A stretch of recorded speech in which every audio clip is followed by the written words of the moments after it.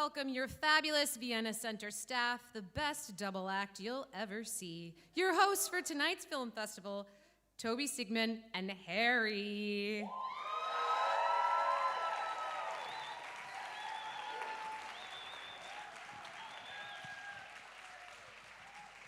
Good evening, everyone. Hello. Servus and herzlich willkommen to, we are so happy that you'll be joining us here for the 11th annual film festival. Yes, that's right. We're coming to you live from Vienna, Austria, a city famous for music, art, and culture. And tonight, we're actually making history here. For the first time ever, the IES Abroad Film Festival is being hosted internationally, and we have a record number of students in the audience.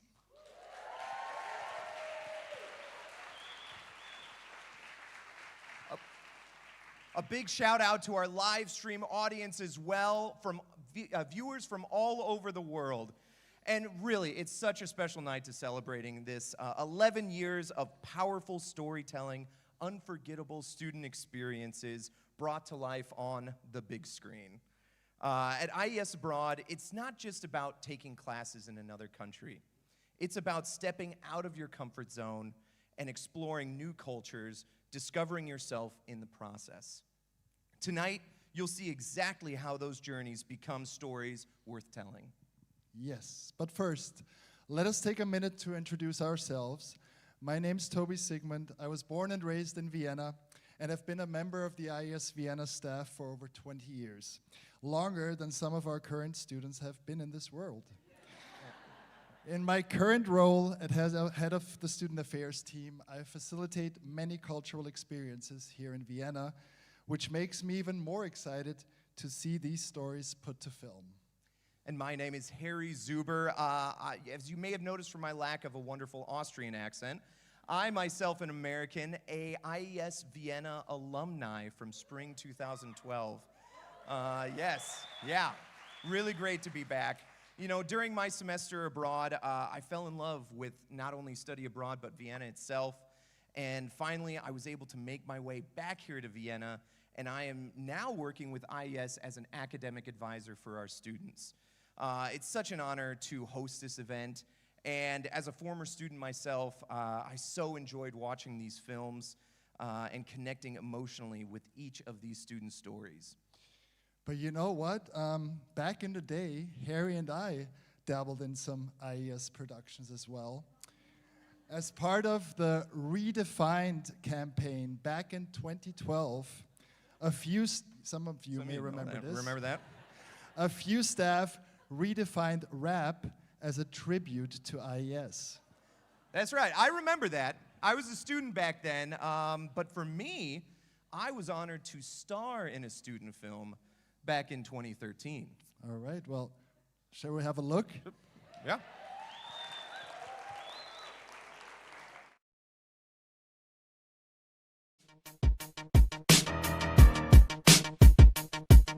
Students, staff members, interns, faculty, landlady, and everybody at the library, cleaning staff, academics, and student services. All of the above at the palace, know what time it is. 2004, the year that I got here, everybody so nice. I had nothing to fear, the only one cold as ice was the landlady, yeah. Always giving advice, I had to listen to her. But that's an old fact, now she's relaxed. We're chilling in the hall, she be digging my raps. Nah, but I had you for a sec, thinking she'd be next up, getting ready to rap. Let's face it, IES Vienna rocks. To the ones that make it happen, I be sending up my props, listen up. That means each and every one of you moving over here, not afraid to follow through and go abroad. To squeeze the juice and use the chance, you the best of the best, receive an A+ in experience, yes. By all means I'm being serious, you better come back, cause now you know what time it is.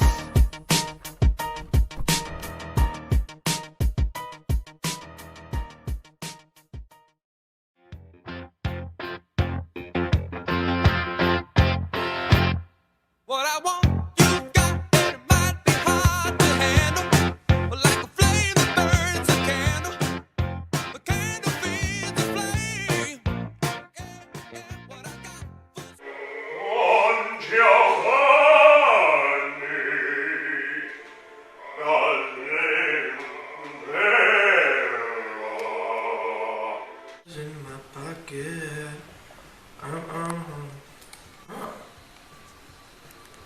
That guy's coat?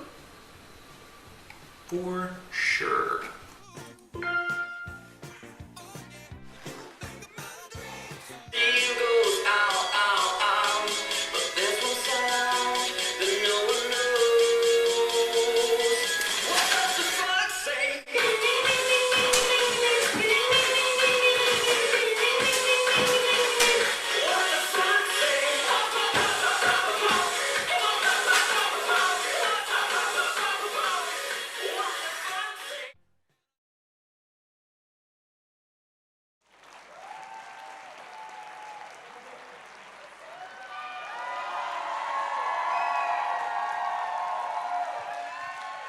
All right, thank you.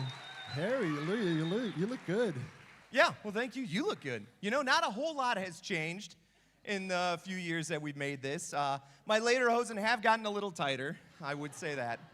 But Toby, you're still rapping, right? Yeah, of course. And to be honest, the lyrics that I wrote back then for students that were on the ground, they still apply, I would say, because let's face it, IES Vienna rocks. To the ones that make it happen, I be sending out my props, listen up. That goes each and every one of you moving over here, not afraid to follow through and go abroad. To squeeze the juice and meet the trends. You're the best of the best, receive an A+ in experience, yes. By all means, I'm being serious. You better come back, because now you know what time it is. Well, what?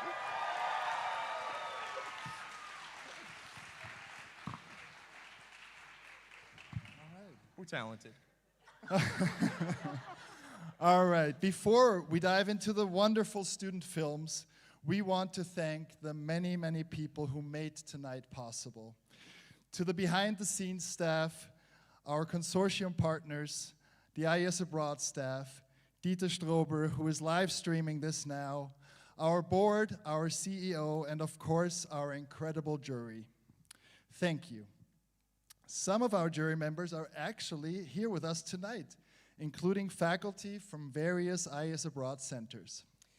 I would like to ask that our jurors in attendance please stand and be recognized. That includes Lila Hoyt, Scott Sheridan, Connor Sorg, Naomi Seekings, Ilaria Gambarelli, Kathleen Owens, and Mata Aparicio. I apologize for that last one there. These are the people who not only watch and evaluate the films, but also champion the importance of storytelling in the study abroad journey. Yes, could you please stand up for a second? Thank you so much.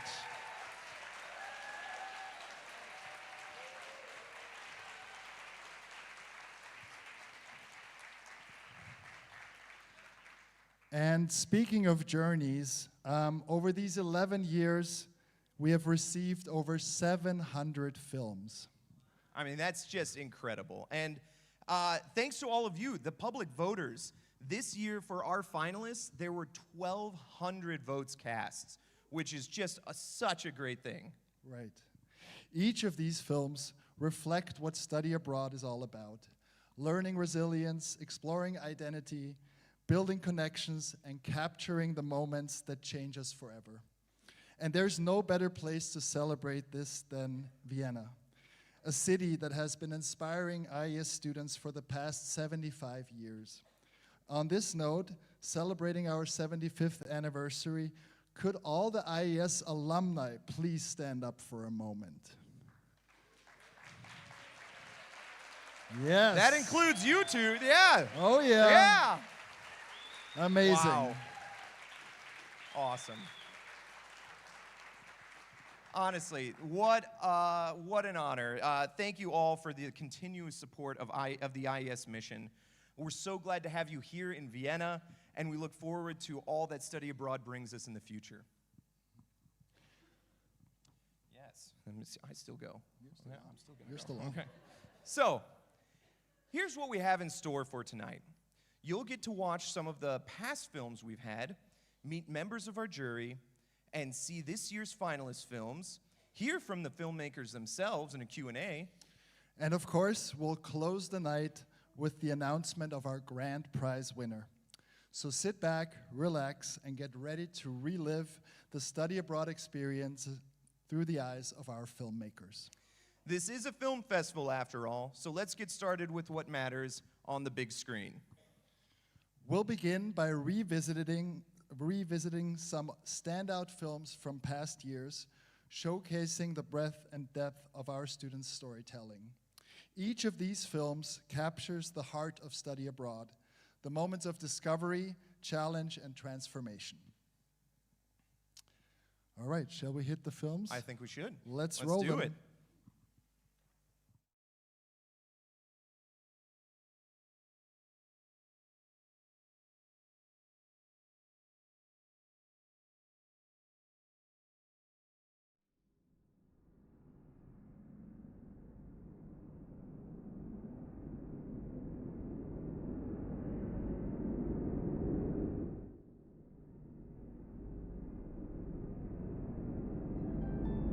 Through the wonders of modern technology, our world is more connected than ever before.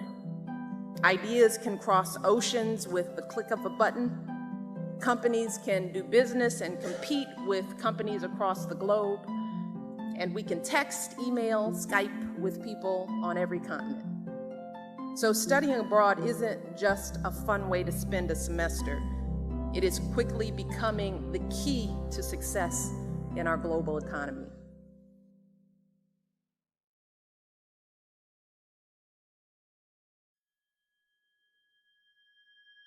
Let me make one thing clear. This is not another one of those over-the-top travel videos that makes a semester overseas look like a perfect dream for 6 months. This story is anything but that. Studying abroad is our generation's rite of passage. Our parents stepped out of their comfort zones, broke the rules, and discovered who they were in completely different ways than us. But we're not our parents. We go anywhere, broaden our horizons, and make ourselves into anything. And that's why we have no problem leaving our lives behind and spending 6 months on the opposite ends of the earth, studying abroad. But if you find yourself studying with the business school at UW-Madison, like our friend Chase here, then that means that my advisor chooses my final study destination from my top 3 choices. Fast forward 4 months of waiting, and I was headed to Paris. The City of Lights. You've probably heard of it before. There have been countless references to Paris in American pop culture in the past 20 years. So imagine me growing up with all this. You can see how I bought into the whole studying abroad will change your life expectations. And studying abroad did change Chase's life. Just not in the way you'd expect.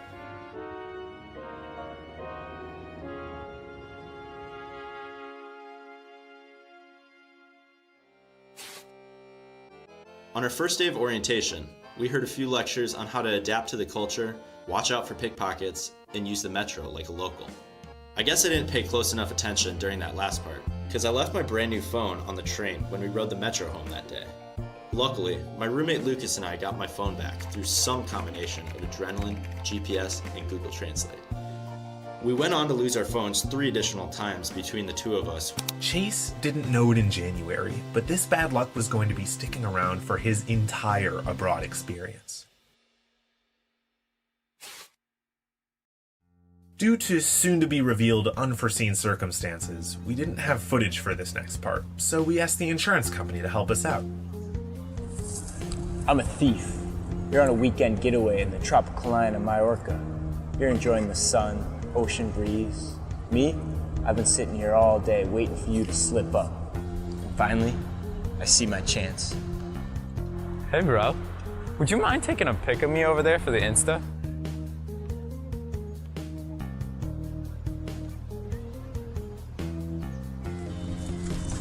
Oops, hope you won't be needing this for a short film anytime soon. The insurance company. Watching out for your camera gear when you're too busy trying to raise the influencer kid's Instagram clout. Insure your valuables today.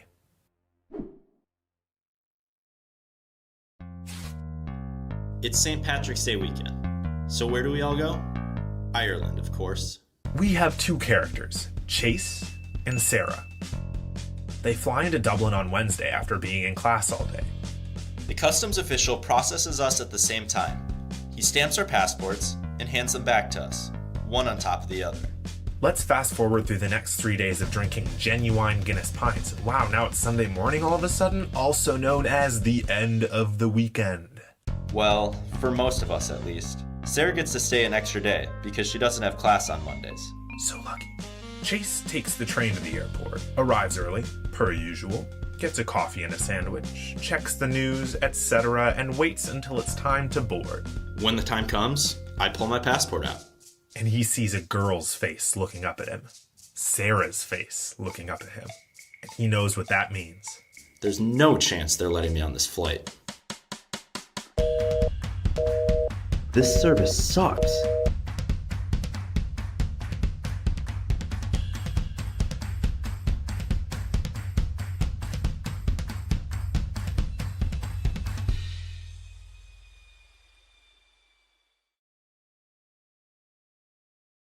April 15th, 2019. The day Notre Dame burned down. We have a developing situation in Paris. Notre Dame Cathedral in the heart of Paris is on fire. We're not really sure what caused it, but Chase's luck wouldn't be a bad guess. I was actually the first person in the group chat to see it, which made me feel pretty cool. I got to send the, "Hey guys, Notre Dame is burning down" text before we knew how bad it was gonna get. At first, we all thought the fire would get put out.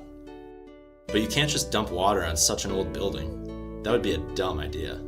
It was weird to be around it while it was burning. There were thousands of people on the streets just watching, in silence. Our friend Kelly was on a boat tour with her family when it happened, and she shot this great video of this fire falling. She even got on the news for it. The world was experiencing all of this with us. Social media sort of blew up. Everyone had an opinion on billionaires donating so much money to the restoration project. Being physically in Paris, though, that debate flew right over us. All we saw was the incredible power of a country banding together over the shared love of a historic landmark. It was pretty amazing. My host family, French professors, and most of the local Parisians were definitely downcast for a while. Like, I saw a lot of people crying on the streets, and it's all because it's the symbol of France, it's the symbol of generations. But one thing's for sure. You can't stay sad for long during springtime in Paris.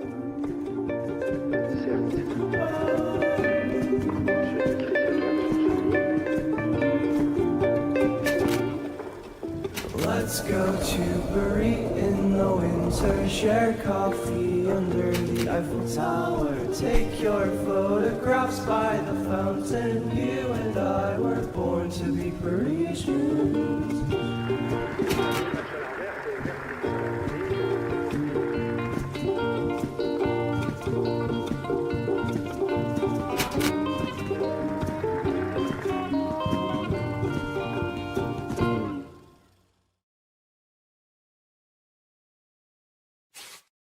There was 1 week left until our semester ended, and things were finally looking like they might end up alright. And then Chase broke his foot on one of those electric scooters. You know, the ones that people throw off of bridges? It took me twice as long to do anything that included walking. Sometimes crawling was my best option. It didn't really faze me during my last week in Paris, though. I'd sort of gotten used to all this terrible stuff happening to me. I just rolled with it and kept enjoying the last week with my new friends. Honestly, I would have let you break my other foot if it meant I got to stay for another month. But Chase's time was finally up.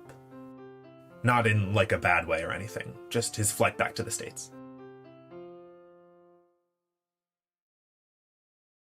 Chase has been back in the United States for 2 months now.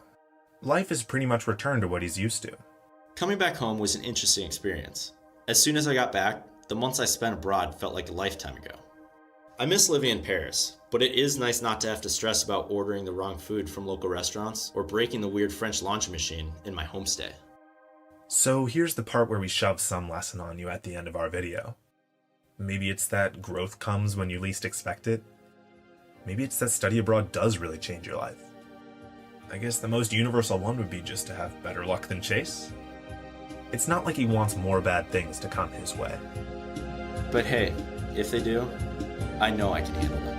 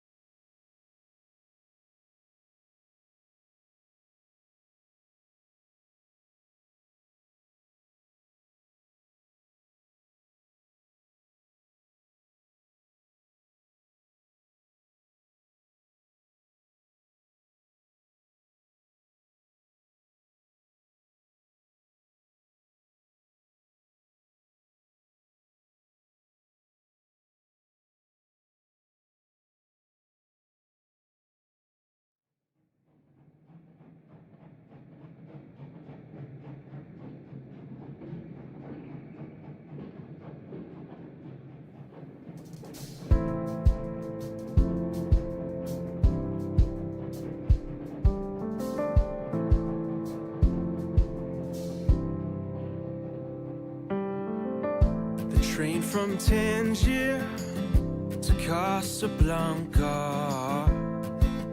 never runs on time. But if you make it, you can make it anywhere.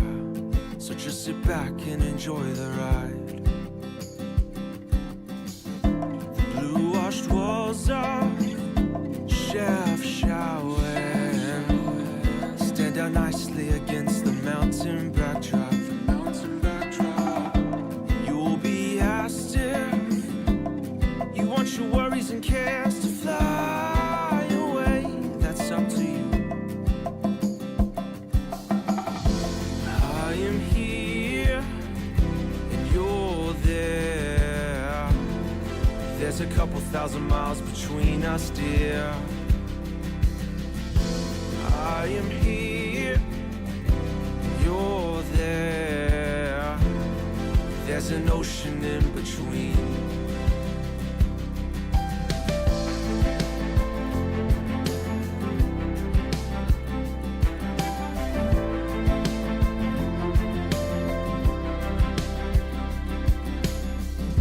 The desert dunes will make you feel real small, and they will probably take away your breath too. But if you make it to the top of one, you'll see the sun setting like fire. You'll see the sun setting like fire. I am here and you're there. There's a couple thousand miles between us, dear. I am here, you're there. There's an ocean in between. I am here, you're there. There's a couple thousand miles between us, dear. I am here, you're there. If I'm honest, I'm full of fear.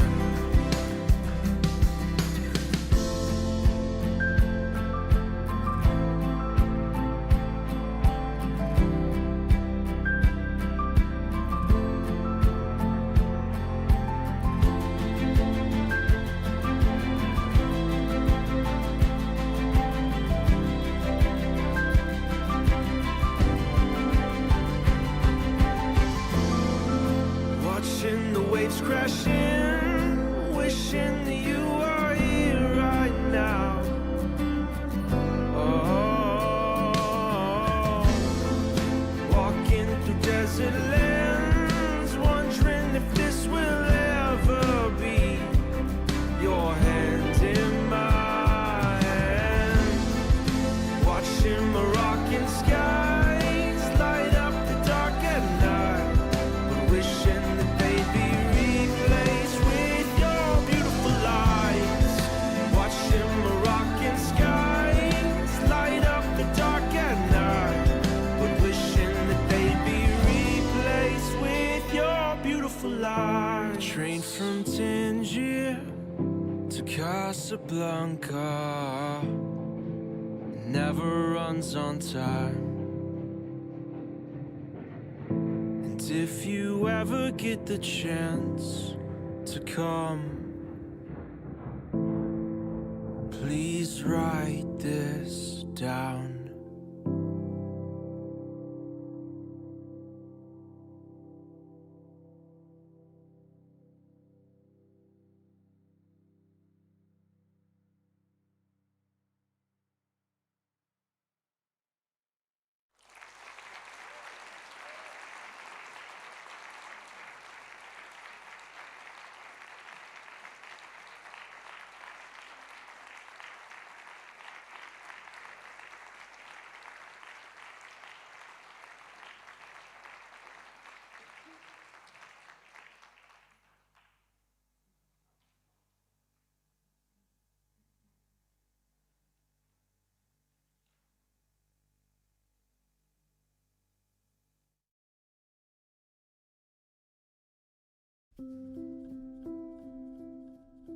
I fall in love pretty easily, let me say that.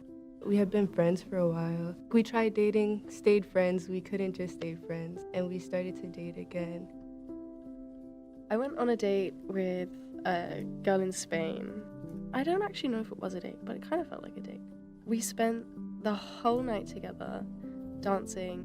It just felt really lovely to like be with somebody who I could like really just chill with, but also have that like element of like, ooh.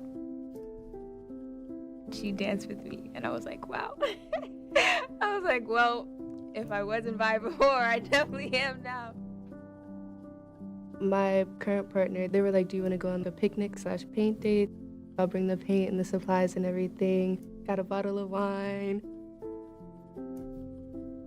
My family doesn't really talk about what it means to be queer. They don't really know what that means. I try to like make sure that when I have my experiences as a queer Black woman, that they're private and they're special, because I don't want it to become something people have to judge me for now. It's just who I am. In the Indian culture, especially in South Africa as well, it's not as progressive as one may think. It's never, oh, don't love who you want to love. It's like, yeah, do what you want to do, but it's Adam and Eve, not Adam and Steve. That's what I've heard my whole life. When I was both exploring my gender identity and my sexuality, I remember having breakdown after breakdown after breakdown because I thought that the two needed to match. I thought that meant I had to be more masculine, like the kind of heteronormativity aspect of it. In the most recent relationship, it was this fear from the guy I was dating that I would leave him for a girl. Having to reassure the other person that, you know, you're not gonna up and leave because you're bisexual, pansexual, because there's some sort of stigma that you're like, have a wandering eye.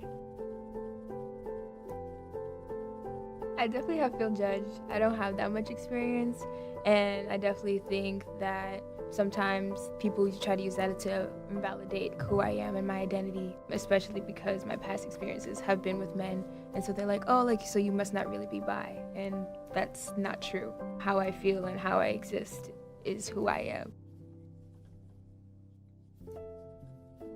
What makes me feel validated is when my partner can come over to my house and eat the food we're eating and sit down with my parents and have an open conversation with them. Family is very important to me.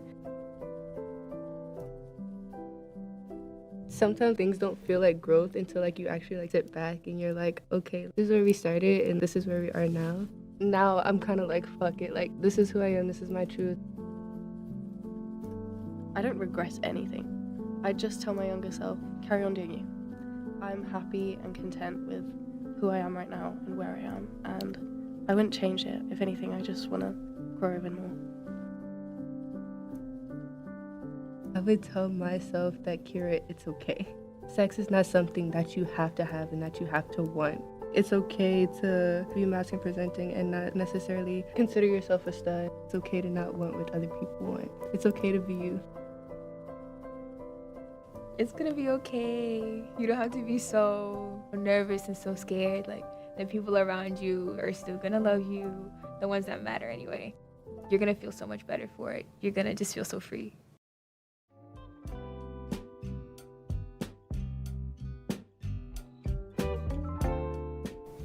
Hey, I'm Leah Betchu. I'm 20 years old. I'm a South African Indian. My pronouns are she, her. I identify as pansexual, and a fun fact about me is I'm a singer. Hi, my name is Kira.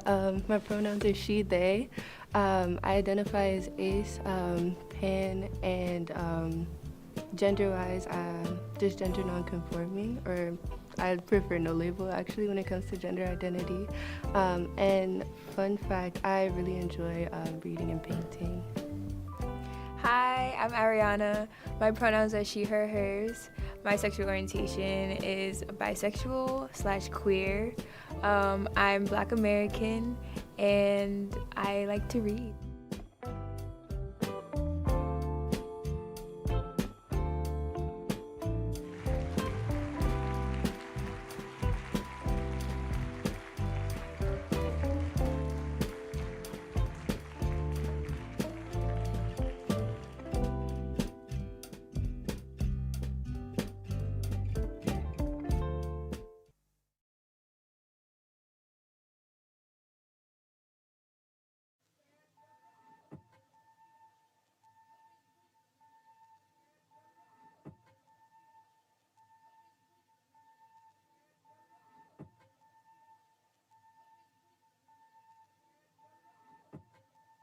I most envy the man or woman who has not yet set foot in Africa, for they have much to look forward to. Welcome to South Africa, a land that is home to incredible beauty, difficult to capture, but impossible to forget. Studying abroad in South Africa is a journey that brings you face to face with some of this world's most breathtaking moments, but also brings you face to face with some of this world's hardest struggles. It takes time and experience to move beyond the boundaries of this country's beating heart, but that's the beauty of study abroad.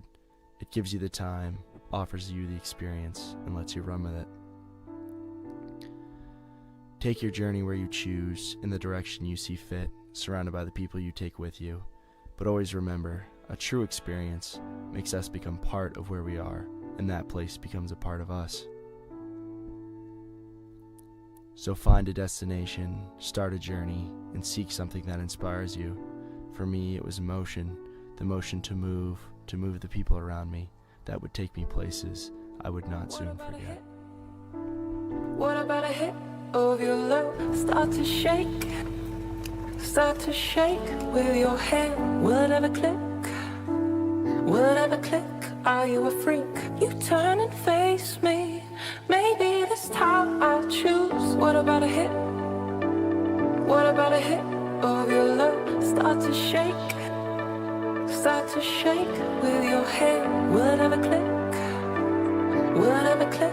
Are you a freak? You turn and face me. Maybe this time I'll choose. What about a hit of your love? Start to shake with your hand. Will it ever click? Are you a freak? Maybe this time I'll choose. What about a hit of your love? Start to shake with your hand. What about a hit of your love?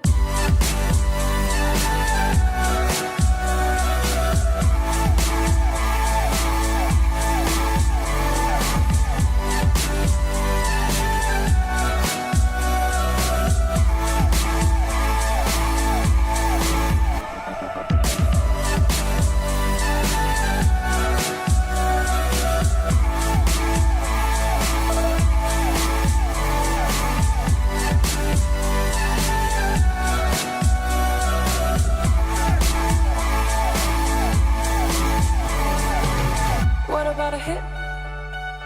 What about a hit of your love? Start to shake with your hand. Will it ever click? Will it ever click? Are you a freak? You turn and face me. Maybe this time I'll choose. What about a hit? What about a hit of your love? Start to shake with your hand. Will it ever click? Will it ever click? Are you a freak? You turn and face me. Maybe this time I'll choose.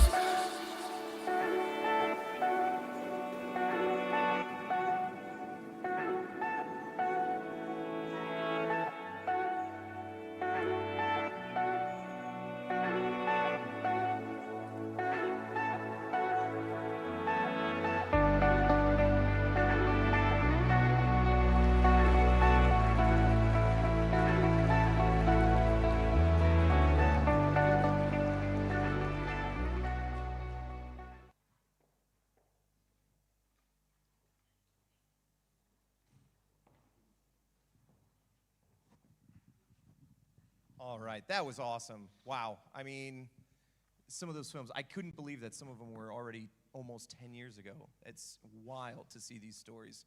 Very impressive, very impressive. All right, we'll move on. Yeah, so that's me. That's you again. That's me. Okay. Each year, we present the Standing Ovation Award.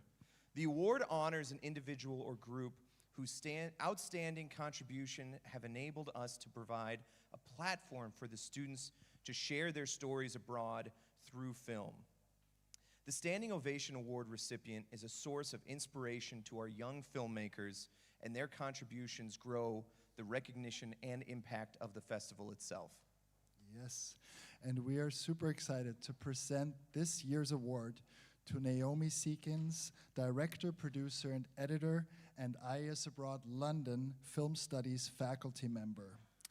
Naomi has been an IAS Abroad film faculty member since 2009 and a film festival jury member since 2014, when the film festival began. The festival has received many of her film students' submissions, some of which have made it to both the semi-finalist and finalist stage. In fact, Feel So Free, which we just watched, was one of Naomi's students. Naomi, please join us here on stage and share some words with us.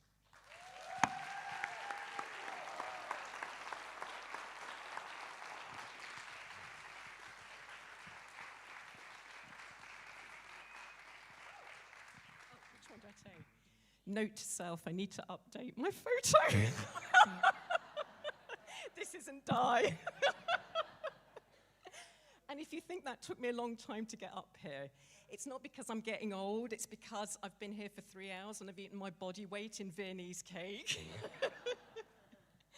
Okay, so you've just taken about half my script, so I'm not quite sure what else to add.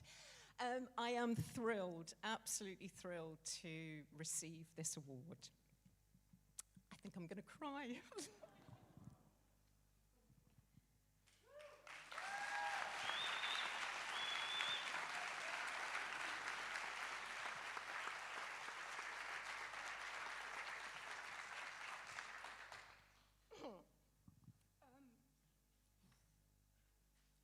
Amy and Kia.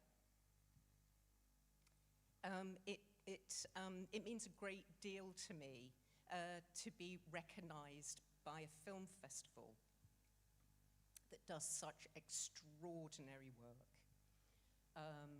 I'm blown away by the films that we've seen, and these are just a handful of the brilliant work that we get to evaluate and enjoy. But yeah, it just means so much to me to be recognized by a film festival that gives students the opportunity to tell their stories and share their ideas. Okay, so I need to put my glasses on. I've been involved with the film festival in 2 ways. So every semester I teach filmmaking, and I also have the pleasure of being a long-standing juror. And through both the roles, I see the imagination of my own students and also the creative vision of students from all the IS centers around the world. Watching the films, the thing that strikes me most is study abroad's ability to change people. And sometimes that change is quiet and small, and sometimes it's transformative. And it's really beautiful to see. It's remarkable to see how living and studying in another country can shape not only people's stories, but how they see themselves and others.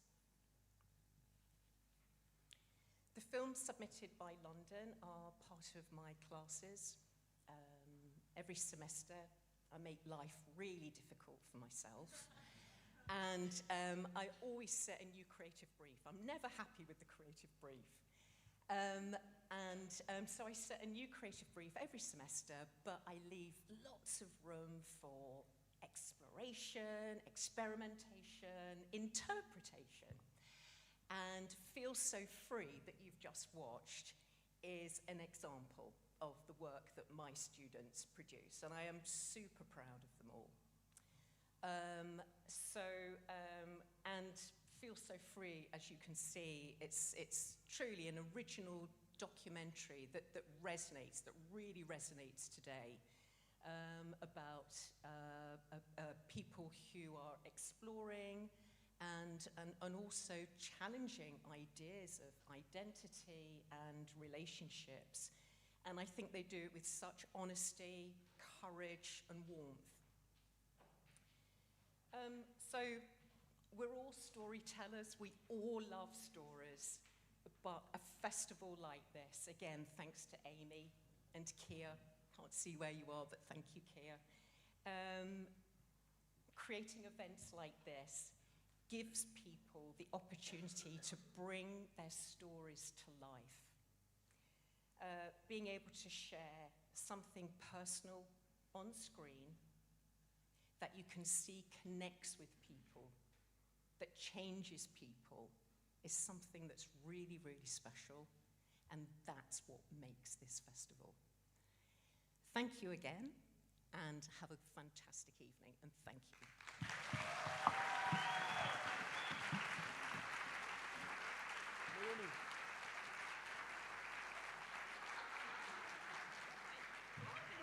It's such a nice award.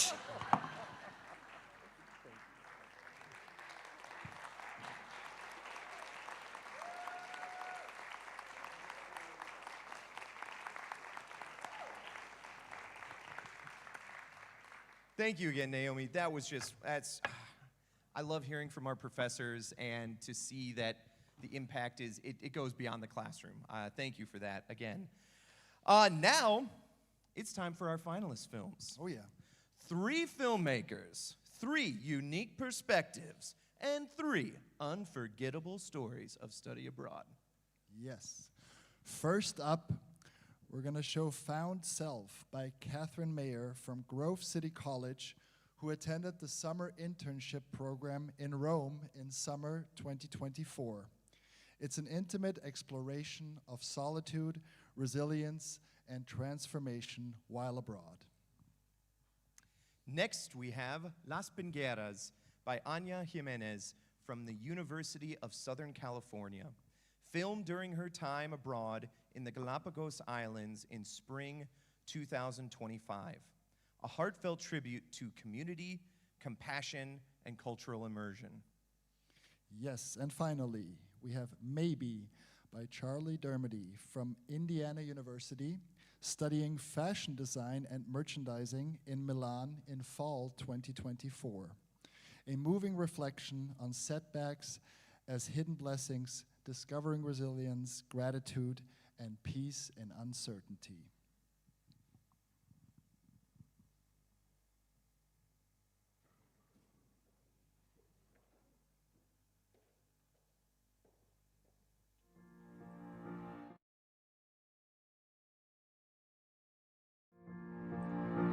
When people think of studying abroad, they often imagine adventure, beautiful places, new friends, food, freedom, and fun, the kind of moments you see on Instagram. But there is so much more to the story.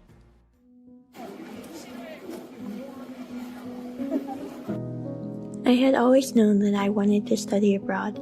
I never had a clear why, I just knew I had to go. Still, it didn't feel completely real until I was stepping through airport security, waving goodbye to my family, off to spend 4 months alone in a foreign country. At first, the fire of adventure burned bright, exhilarating and all-consuming. But soon the flame flickered. The embers still glowed, but it took effort to keep them alive, to keep choosing wonder even when it didn't come easily. Simple tasks became complicated. Navigating, grocery shopping, a different language, a different currency. I felt like a child again, small, unsure, and figuring out the world for the first time. I found myself counting the days until I could go home, trying not to think about the ocean that separated me from everything I knew, feeling loneliness, guilt, and boredom. I didn't make many friends while I was abroad. There were people, but most connections stayed on the surface. Sometimes I felt invisible, sometimes I was. As I watched others around me, I wondered if I was doing the whole thing wrong. But maybe it was never about who I met. Maybe it was about who I became. For the first 2 years of college, I shaped myself to fit into the crowd. My view of who I was became warped. They say studying abroad will change your life, that you'll find yourself. At first, I didn't understand what that meant. Why would I need to find myself if I'm right here? But being so far from anything familiar forced me to stop and listen to a voice deep inside me. She had always been there, adventurous, energetic, caring, silly, creative, and curious about the world around her. She danced without a care and had impeccable taste in fashion. I had just forgotten how to listen. That girl reminded me how to turn fear into strength and to embrace the adventure ahead of me. I realized I was alone, not lost. I began to find wonder in the ordinary. I marveled at the stones and the stories they held, the view from my apartment, walks along the river, the sunsets, street musicians, the moments of stillness. I challenged myself to go, even if it meant going alone, and I did. I traveled Europe by myself. I gave a presentation in Italian. I climbed the Swiss Alps alone. Everywhere my feet have been, each moment carved something new in me, and yet it also uncovered something old. And then suddenly, I was home. No one talks about the culture shock of coming home. Everything felt the same, except me. It's hard when your life has changed, but your world hasn't. People ask me, wasn't it amazing? How do I explain that it was, and that it was hard? That it changed me in ways no slideshow or post on Instagram could show. I thought studying abroad would be a big, defining moment in my life. But instead, it became a thread, connecting who I was, who I am, and who I'm becoming. It prepared me to face challenges, to see through a new lens, to find beauty in the mundane, to grow quietly. We lose that sometimes as we grow up. We worry, we forget how to see the world around us, how to simply exist. But nature reminded me of the little lives sharing our world, of the way the wind dances in the trees, of the beauty of raindrops and puddles and waves on the beach, of the intricate patterns in the leaves and spider webs. When we look closely, we remember the art of noticing. We don't grow unless we challenge ourselves, and challenge brought me empathy, perspective, and peace. I'm more confident now, comfortable in my own skin, willing to try new things, alone but not lonely. So, I'm not who I was, but she's still with me. I carry her in my curiosity, my energy, my joy. She's in the things I love doing, the way I move, the way I see, the way I still dance without a care. She believed the world was full of magic, and maybe she was right, because I started to believe it again too. Growth doesn't always come loudly. Sometimes it comes in the silence and stillness. There is no when I grow up. I am growing up and always will be. That's what studying abroad gave me, the gift of learning how to grow. In letting go of who I thought I should be, I remembered who I already was. And of course, I'd do it all over again.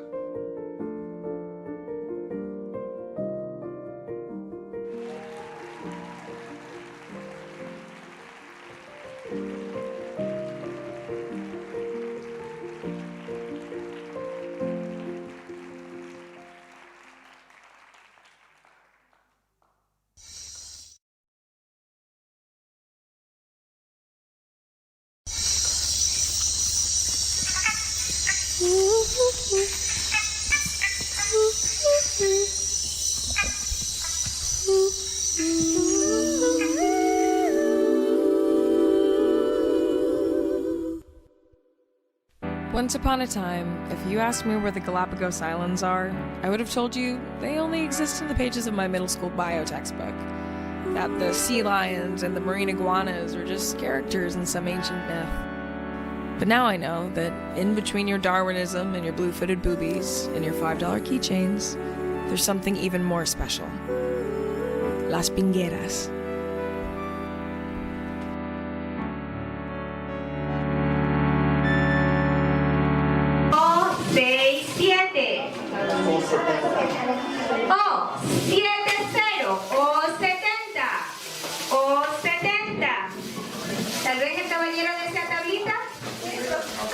This is Maria Peñafiel.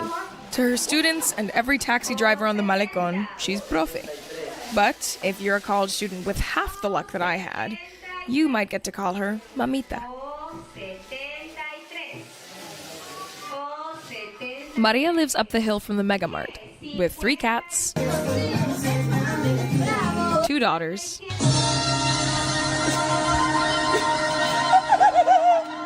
and 1 sick father. After Papi Peñafiel had a stroke, Maria became his full-time caretaker. Under a government that values the recreation of tourists over the survival of its own people, this school teacher turned to raising his medical funds herself. So, every month, with her daughters Sol and Melanie, the 3 women cook, clean, and decorate in preparation to host the neighborhood.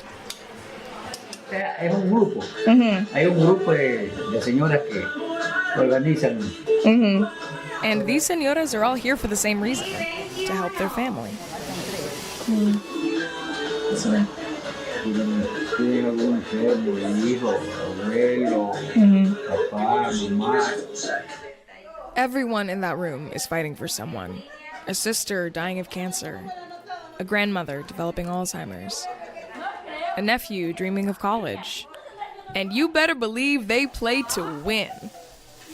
And take it from me, whether the prize is a bottle of cooking oil or a gently used blow dryer, if you're not keeping up with the señoras, they will let you know. Y por favor, ¿cómo se llama? La reina del bingo. Gracias, linda, gracias. But at the end of the day, it's much more than a game. It's a lifeline. Not even an island-wide blackout weeks prior could keep these women from getting together and playing bingo. Because better than anybody else, this community of Galapagueños knows that we are all we got.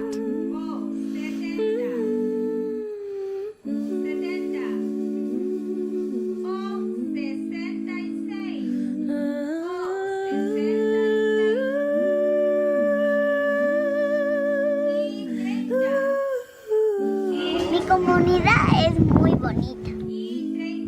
Y el corazón siempre dice muy buena linda. There are pieces of this place that I'll always keep with me. The sharks and the sunsets. But most of all, I'll remember moments like this one. Soy drawing me a house with 2 stick figures. You can tell the second one is me because she drew my camera. Maria bringing me Vicks when I had the flu. Singing Taylor Swift in the street with my new sisters late at night after spending all day cooking together. I came here to learn how an island is formed. My professors taught me all about the archipelago's geological and biological evolution, but I also found something that wasn't in my textbook. I was lucky enough to find out just how an island loves. ¡Uno! ¡Venga! ¡Venga, venga, venga! ¡Si tiene bingo, venga!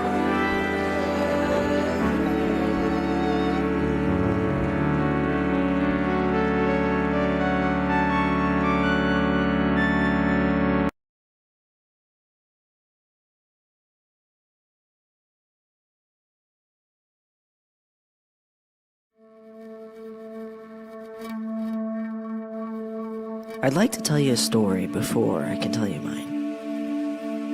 So there was a farmer, and one day his horse ran away. The neighbors say, "What bad luck?" And the man says, "Maybe."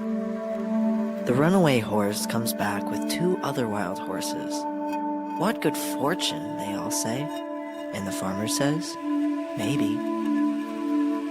As the farmer's son is taming one of the horses, he breaks his leg. "What a tragedy," they all say. And the farmer says, maybe.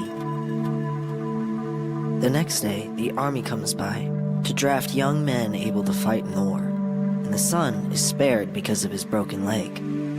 What a blessing, they all say. And the farmer says, maybe.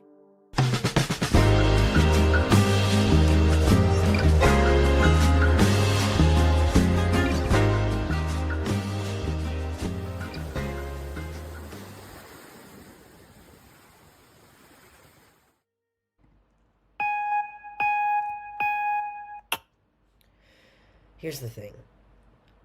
I'm not supposed to be here. I was never supposed to be here. Let me explain. So everything was going according to plan. Graduate high school, apply for college. I was accepted into Indiana University, into their Jacobs School of Music, one of the most prestigious music schools in the world. I was doing well, I was working hard, and I was pursuing my Bachelor's of Science in Audio Engineering and Sound Production. Everything was great. Everything was perfect. Of course. Until it wasn't. You see, I got kicked out of this dream school of mine. Yeah, I was dealing with something called untreated alcoholism. All of these things sound like very objectively bad things, right? I mean, no one wants to get kicked out of this thing they worked so hard for, and no one my age that I know of ever wants to admit that they're an alcoholic. What a tragedy, right? Or maybe.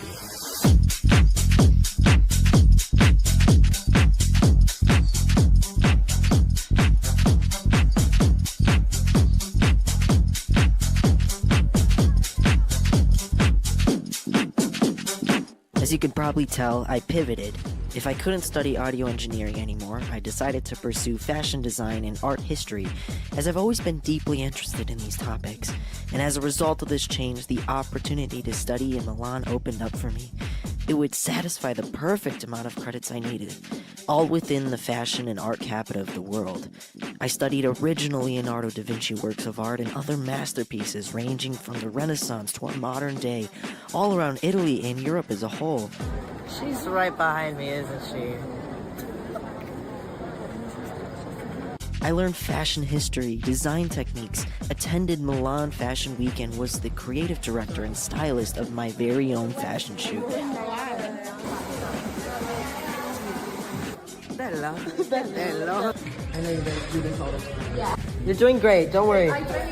Good. Look at this.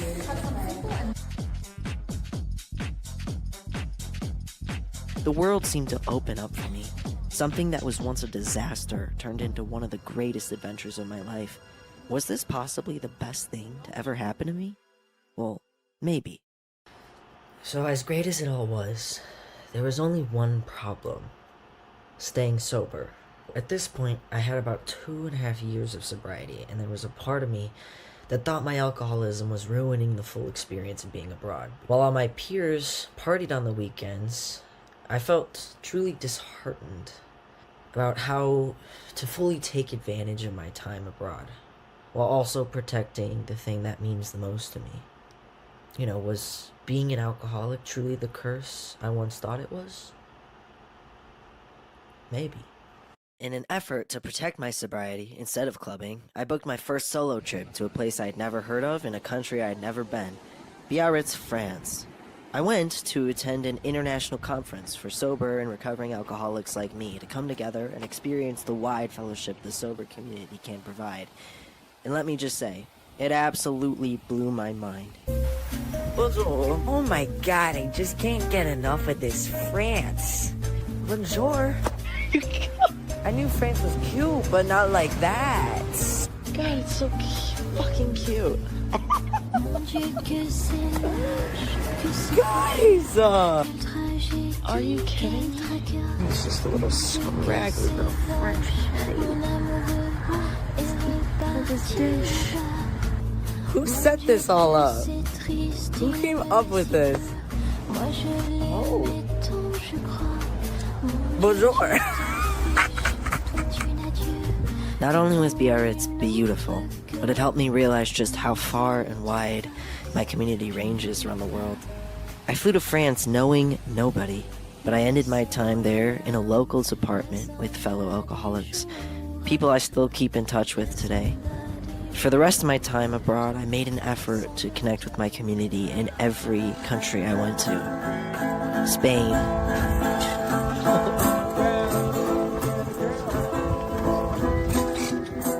A woman I met in Biarritz allowed me to stay with her in Paris. She opened her home to me.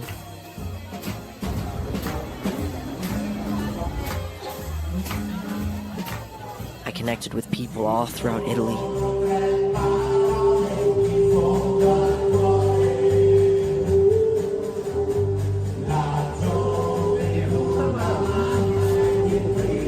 Austria.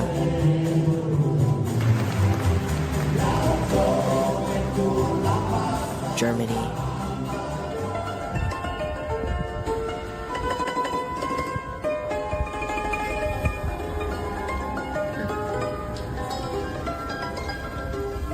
And I even connected with my family I had never met before in Ireland over this shared disease of ours.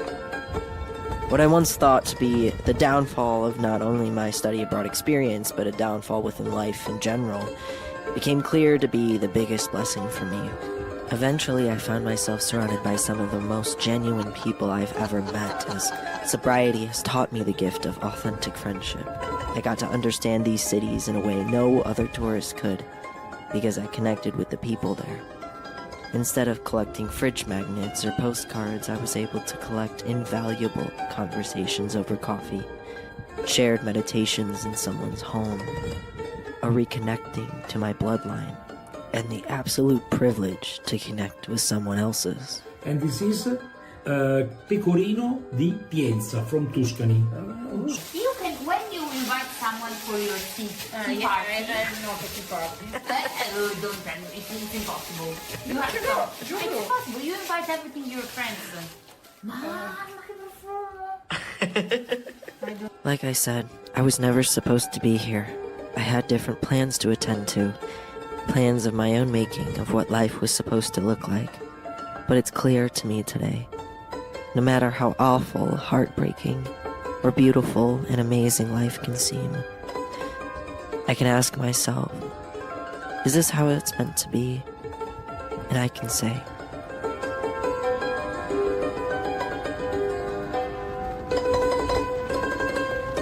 maybe.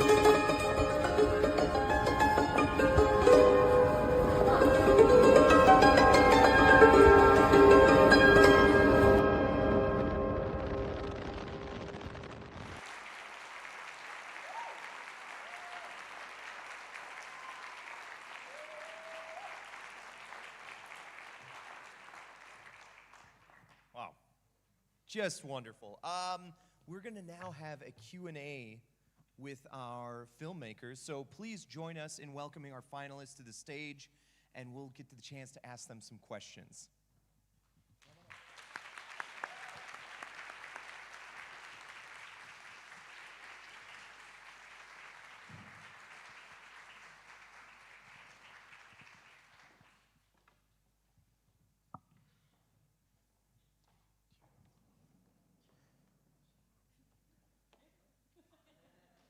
We'll get there.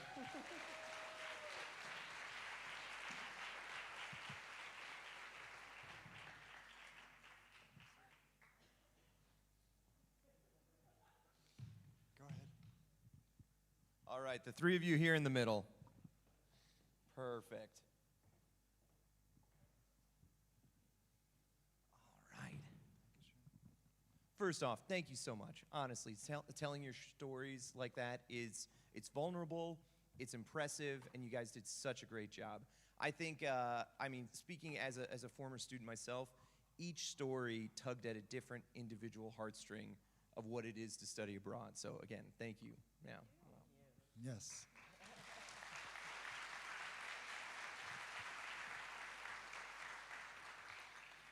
So first off, I will start with the question here. We'd love to hear from each of you what inspired your film. I guess I'll go first. Yeah, I mean, I just needed something to put what I felt. I needed to put it somewhere. you know. And this was just the perfect opportunity. I mean, I'm not a filmmaker. Now I am, I guess. And I just wanted to try my hand at it. And I mean, just exploring what Milan had to offer every single day, finding something new and exciting and ranging, you know, farther than my brain can comprehend as, you know, an American in such a young country. Just walking around in such a rich place, really, I say, would be the biggest inspiration for me. So, thank you. I'd say when I got back, I just, like, reflecting on my experience, it was so indescribable. And then I was invited to submit a film to this film festival. And I was coming up with ideas, and my idea actually came out of one of my biggest roadblocks, because I felt like I didn't have enough film-worthy, like, suitable footage for my film. And I thought about what I did have, and I realized I had thousands of photos and videos from my childhood. And then I reflected back on my study abroad experience, and I realized I wrote a note to myself in the airport as I was about to fly away. And I told myself, remember the little Catherine who dreamed in her bedroom about going to these incredible places in the world, and let her be your strength. So I think that really inspired me. It's weird to say myself inspired me, but yeah, it's true. Yeah, and I just wanted to, like, it was just an incredible experience, and I wanted to share that with the world and inspire others to study abroad as well. Yeah, so I was on the terrestrial ecology track in the Galapagos, which meant that I was doing a lot of reading academic papers and, you know, paging through a lot of method sections. And one of the things that we talked about a lot in our various modules was how to relay and effectively communicate science to the broader community. And it was something that I learned pretty quickly from being there of, you know, this strange, like, two-worldness that the Galapagos operates under, where so much of it is for these big fancy cruises, and it's this big tourist destination, and the water's beautiful because it's, you know, a biodiversity hotspot and because of the science that's there, but whatever. And then at the same time, like, you know, there's all of this this struggle that exists there for the locals who actually are, you know, the people who make the islands so great. And so in thinking about, like, what story I wanted to tell for this film festival, I knew that it was one that I wanted to make about the community. And of course, I took those pictures at the beginning of the short film as well, of the incredible sights that I saw, the nature that I saw in the Galapagos, but the people was what was really important to me. Just the love that I received just changed me forever, and this is the least that I could do to pay it forward, so. Yeah.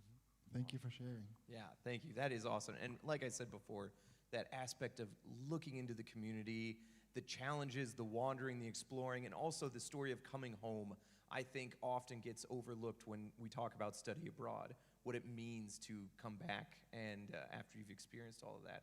Well done. Tell us a little bit more about the filmmaking process itself. You mentioned you hadn't made a film before, and now you guys are filmmakers. So yeah, were there challenges? Well, tell us a little bit about it. Yeah, sure. I mean, the main challenge for me was the equipment. I was super glad that I had access to my little Canon DSLR, and it had enough battery life to stay on for a couple minutes for shooting video.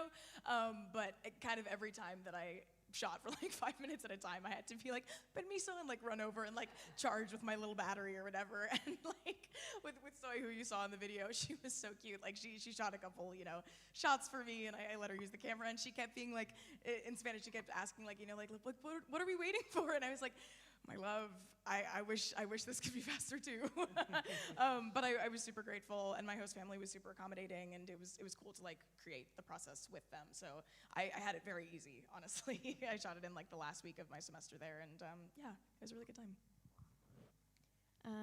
I guess I kind of touched on the challenge in my previous question, but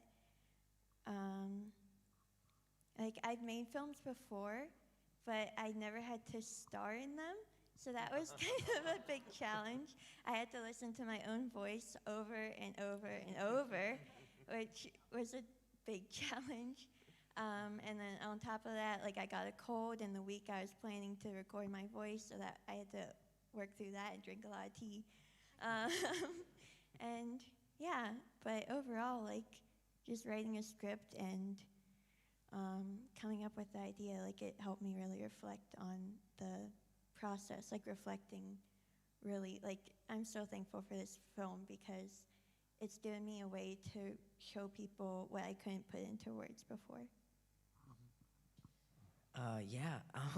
Can I say everything about it? Because, like I said, never done this before. I mean, I would make, like, videos in my room when I was bored on my iPod. But, wow, it takes so long. Like, it takes so long. Like, if you're a filmmaker, kudos to you, you know? I sat down, like, a week before it was due and was like, yeah, I can whip it out. No. Like, thanks to Kaya, I, like, emailed her, like, really scared, like, I need a little more time, please. So, thanks for that. But I guess, yeah, just, I think trying to fit it all in as well, like, I appreciate the time constraint because I could have just, I mean, the amount of life packed into 4 or 5 months is just so hard to put it into minutes, you know? But I guess trying to put it in a seamless storytelling kind of format was just, a challenge, but it was a lot of fun, and like it mustered so much gratitude looking through all of the videos and like trying to pick out which ones could really encapsulate everything. And on top of that, like the beginning, the intro of my movie, like I had no other way to tell the story of this proverb. So I like taught myself how to animate too. So a lot of firsts, but it's really worked out. So Yes, thank you. I have one more final question, and that is, why was it important for you to document your study abroad experience? I mean, like I've mentioned throughout the film, one of the biggest, I guess, downfall but blessing of my life is choosing sobriety. And the only way that studying abroad would have worked for me is to connect with people that are also recovering from the disease of addiction. So it was integral to me to also, I guess, be as open and honest as possible, just in case somebody was watching that was also dealing with something that I have learned to live with and deal with and grow with and become, with fully grasping what it is that my life came to look like. And just connecting to the world, just completely opening up in terms of meeting people who know exactly who I am before I ever say my name, sitting down with these people and them spilling their heart out in front of you and you're strangers, but you know each other. I needed to put that somewhere, because I don't know. All these people that are nameless are the reason why I'm alive and well today is because they showed up and were honest and authentic. So like that's just what I had to do as well. So yeah. It was so important to me because like when I came back, studying abroad is such a amazing experience, but it's also very complex. And when I came back, I wanted to help others study abroad as well and like fully understand the experience. So like, I started working at my college's Office of Global Programs, and I just this is important because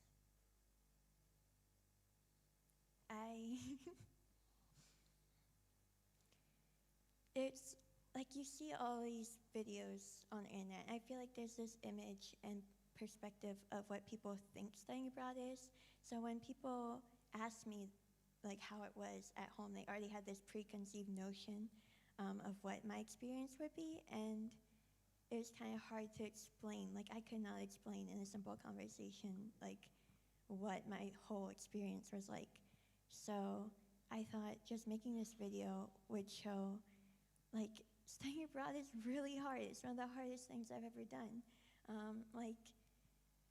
When I was stepping through the airport security, like it the reality hit me like a truck. I was like, oh my goodness, I'm going to a place where I know no one. I'm going to live there for 4 months without anyone I know.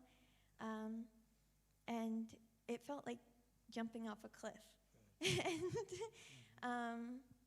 But at the end, I felt like I landed safely in the water. So I wanted to show in my film what studying abroad could be. It's this huge kind of scary experience, but once you find that courage within yourself, it's so transformative, and you can experience so much growth. I feel like the story of everything I've ever done has just taught me every day that we need each other. My ecology textbook in my ENST 100 class said that interdependence sustains life, and I thought that was just so gorgeous. And I think it's the natural order of the universe, of the world, and the reason that I started making art, the reason that I became a storyteller is because I would watch my dad, reading sides. He's an actor. He was practicing his auditions, and it was always for the same couple of roles that boxed him and his identity into a stereotype, where I knew that my family had such a rich wealth of stories and knowledge to pull from, but that the world wasn't seeing that of him or wasn't allowing him to express that. And I felt that I was able to, be part of that change through my storytelling. And so art and advocacy have always been inextricably linked.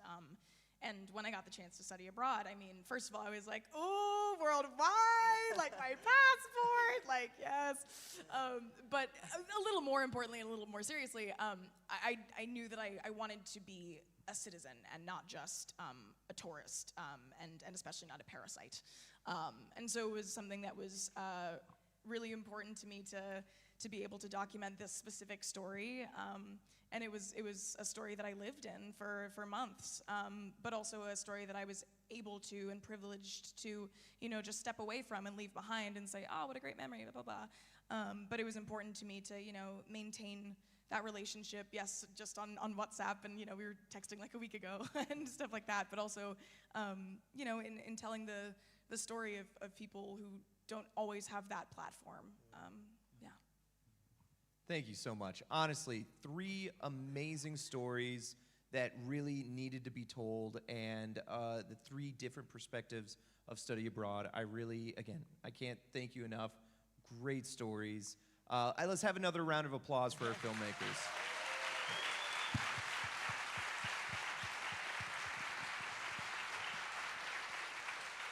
All right. Soon, next we'll be announcing our finalists, but please we'll have our finalists return to their seats. Yes, so let's go over here again. I'm going to get this table. I think Oh, we lost that table. That's okay. We don't need it. That's fine. So now, for the moment we've all been waiting for, the grand prize. Here at IAS Abroad and at the Film Festival, we love a good tradition. Our Film Fest tradition is to have the previous year's grand prize winner present the award for the next year's winner. So we're excited to have last year's winner with us, Connor Sorg. Yes, Connor Sorg, an IAS Abroad Milan alum, is the 2024 Film Festival Grand Prize winner for his film The Journey is the Dream.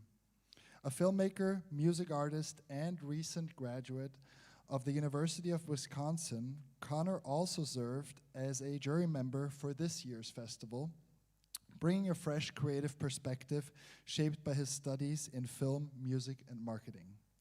We're thrilled to welcome Connor as to present this year's Grand Prize film winner. So to help us announce the winner, please welcome last year's recipient. Come on up, Connor.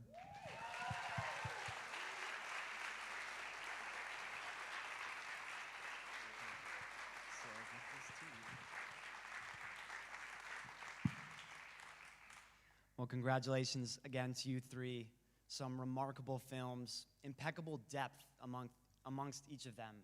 I think the themes strung throughout, although differing, kind of all reflect IES's mission, statement, and just the overall theme that we're all here because of a part of something greater, a part of something bigger, and I think this was an incredible evening. Congratulations, IES, to putting this on. This has been truly remarkable. And yeah, without further ado.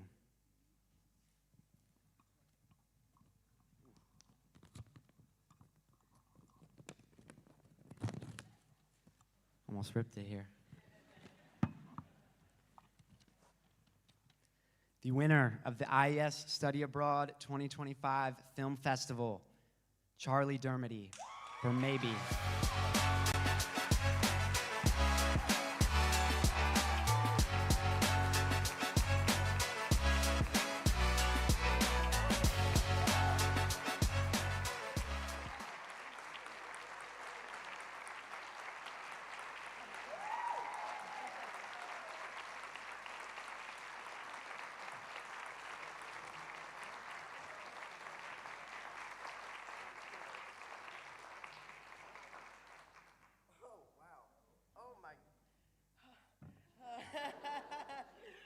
Hey, now Milan is an undefeated champion, so that's what I'm talking about. Hey! I didn't prepare anything because I already won by coming here. So, like, please, thank you to the people who put this on. Like, please, round of applause to everybody who made this possible. Thank you.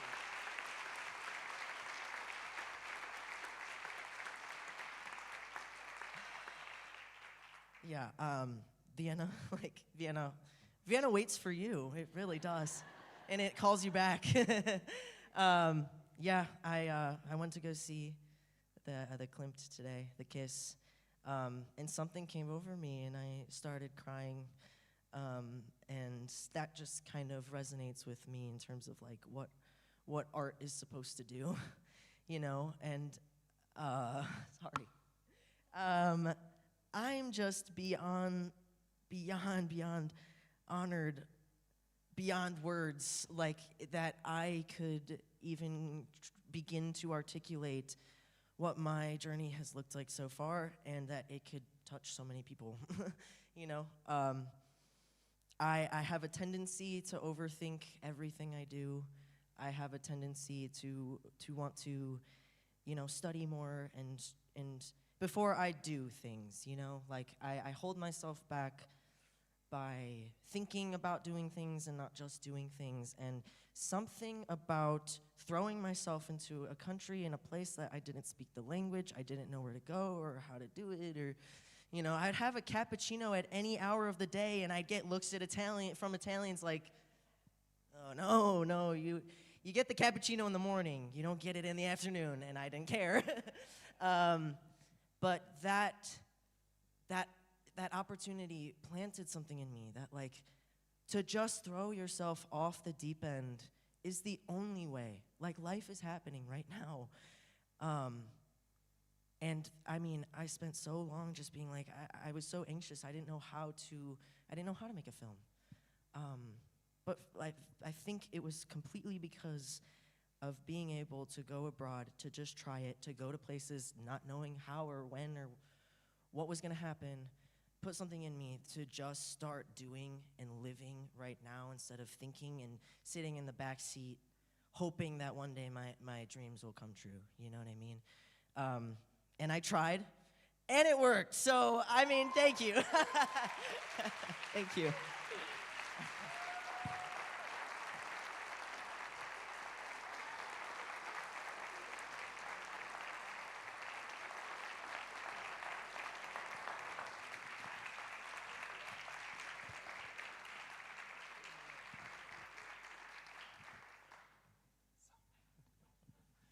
Awesome time, guys. This has been great. Thanks so much for having us. Yeah, what an incredible evening. And again, congratulations to all finalists and our winner. Your stories are inspiring and remind us why study abroad matters. And what a milestone to have this event right here in Vienna, the home of the first IES location 75 years ago, and now the first international festival host city. Yes.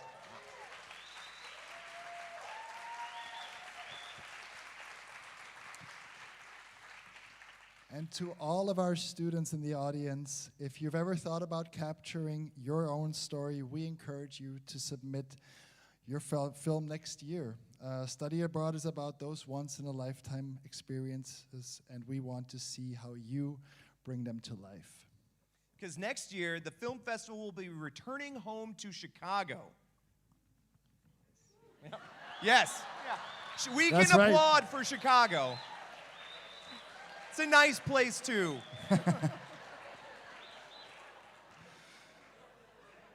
But for now,